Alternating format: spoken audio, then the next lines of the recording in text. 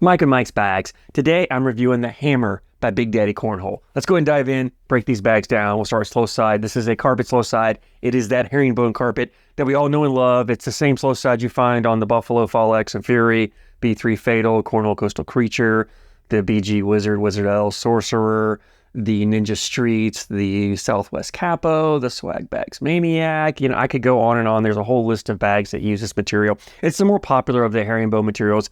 I call it a 5-speed. Every time I review this, I talk about this is one of those materials you can really manipulate. It plays faster when it's new, 5.5, 6-speed. If you keep this clean, you wash it, you keep the dirt off of it, keep the sweat out of it, you get a fabric shaver, you shave it, keep it smooth, it'll play typically in that faster 5.5 to 6-speed range. You get it full of sweat, dirt, you rough it up, you play out on concrete, asphalt, gravel, whatever, and you get this really, really rough and fuzzy. It'll play down like a 4.5 speed. Normal conditions, I call it a 5. It's kind of where it settles, but you can manipulate. So 5-speed on the slow side. Fast side, this is the Game Changer Surefire fast side, same fast side that BG uses on the Wizard L for their bags. 8.5 speed, it's fast, it's great for pushing, collecting, cleaning up messes. Wonderful fast side material. So about a 5, 8.5 speed on this Hammer. Template wise, it's a medium template bag, but to me, it's starting to borderline on that closer to large half of the medium, right? It's kind of just crossed over that medium and getting closer in between a medium and a large. But medium template, it's a medium amount of fill, but it's on the thinner side of medium. And I think something has to do with that template being a little larger, that it kind of flattens out, right? So it has a thinner feel to it, which gives the bag, it has a decent amount of flop. This is on the floppier side of bags, which I actually love. I think the flop really adds to the forgiveness of this bag.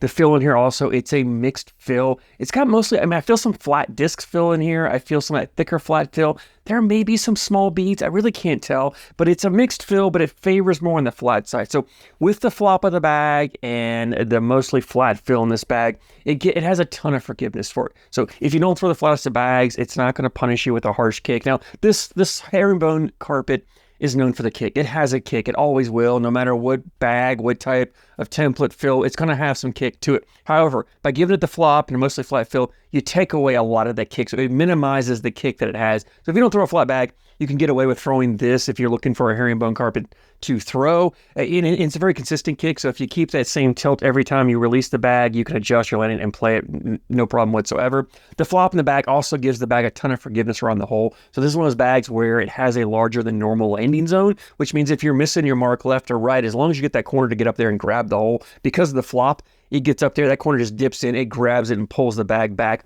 Now, I will say another knock on this herringbone carpet is that it does have a tendency to hang on the hole. It's not the most hole-friendly of materials. This bag is hole-friendly for what it is for being a herringbone carpet. There are you're going to have bags that hang up. I think I had more bags hang up because I felt like the forgiveness of this bag and the ability of it to grab the hole, bags that would normally skip over or miss completely, this was grabbing and pulling it back.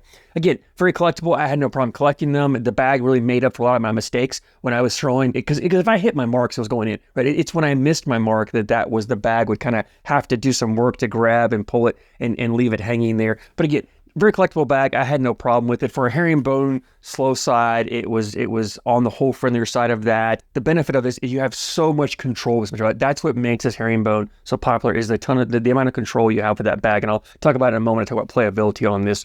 These bags are ACO stamps. We played ACO events. You could throw the Hammer. And let's go ahead and jump in, since I'm really getting there, and talk about the playability of this. And it's a versatile bag. Herringbone is extremely versatile. So if you like to just run bags in the hole, you can get up there and do that. And I think this version of bag with the herringbone is awesome for running bags in the hole. The extra flop to it, the thinner bag, wonderful for getting around blockers, getting, kind of sneaking around, going through blockers and getting your bag in the hole, leaving that blocker there. So if you're playing against an opponent who throws blockers up there and you're just trying to put bags in the hole, this is a wonderful bag for that. When that blocker is up there, because of the flop it has, it does kind of want to coordinate up. So you can just kind of step out and throw into their blocker.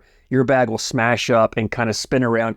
Maybe just turn their baggers so slightly, bully a little bit out of the way, and you can put your bag in the hole or take hole control. The bag, if their blocker's there, you can just step out and completely go around their bag and grab that hole, get the flop, and spin it around and pull it back in. because you have this controllable material, you do have the ability for some cuts, rolls, and flops. I'm not going to call it, it's not the easiest bag because of the flop, because of that less active fill in there. It's not the easiest for that. But if you're average to above average in those shot shaping, cuts, rolls, flops, you can definitely do this with this bag. I had no problem with throwing the cuts that I normally throw. Like I usually like to put a blocker up there and throw my cuts around it, or have them put their blockers and I'll cut around it. I had no problem with this whatsoever. I really have a ton of control with it. And to me, that's where this bag really shines, is that control of the shot shaping and getting around bags. You can throw blockers. So you've got the control of this material to put blockers up there wherever you want. I will say, if you put a level 2, level 3 blocker, it's a little tougher to collect. You have to make sure that you're really intentional about coming more in the middle. So if you get that blocker more on his opponent's side and you try to think you can, you think you can just come down and just clip a corner, you're gonna have a hard time because it does want to cording up. You'll clip the corner, you'll spin it, but your push bag's gonna go right on by it and leave it there. And it's gonna take 2 or 3 bags to really push it up, unless you want to come down fast side. Now, this fast side's plenty fast, so if you got a level 3 blocker in the middle, come in the middle, you can push it right up, no problem whatsoever. But I do think the bag is better for that get around and putting bags in the hole than it is for throwing blockers and playing that dirty style game. However, if you are going to do that, put those blockers up as a level 1, level 0, right up at the hole or around the hole, because this bag is great at that. When you have these floppy bags and you have a bag kind of right up at the hole, what happens is when you smash into it, you do spin that bag. You lift it up and spin it.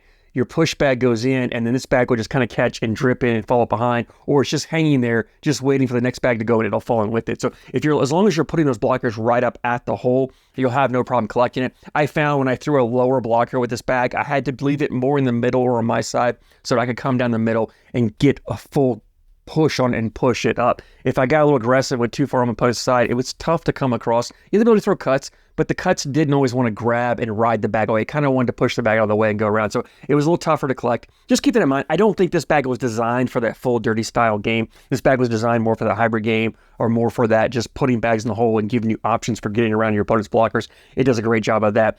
If I were to give you a comparison on this, to me, this bag reminds me of the Wizard L. If you throw the Wizard L in the ACL, and you're looking for an ACO version of that bag, or you're looking for a bag that doesn't have a stamp, you don't care about stamps, you don't need an ACO stamp, you just want a version of the Wizard L, but you don't want to pay BG's prices, grab yourself some of these hammers. You're going to love them. It's a better version because of the full weight of this bag. This bag is definitely the full 16 ounces. It's just a hair over. I remember right when I measured, just a hair over.